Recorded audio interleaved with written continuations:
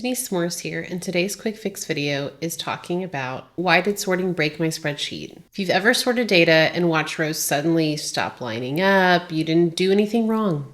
Excel just needs structure. And so in this video, I'm going to show you why sorting can break and how to prevent it every time. Let me show you how. Looking at our salary here, I want to go ahead and sort it from smallest to largest. So I'm going to click on sort smallest to largest. Now notice Roger Hartley has $58,100 for his salary. When I sort it, now Roger Hartley has $37,000. Why? Because this is currently a data set. It is not a table. It does not have any data integrity to it. So when you are going to be filtering or sorting, it's imperative that you turn it into a table first. I'm going to click anywhere inside my table set, Control T to make it into a table. And now if I wanted to sort my salary from smallest to largest, it moves with them. We now can find our Roger Hartley right here with $58,100. Once your data is structured correctly, sorting is going to become easy to do. Remember, small changes, quick fix, big wins.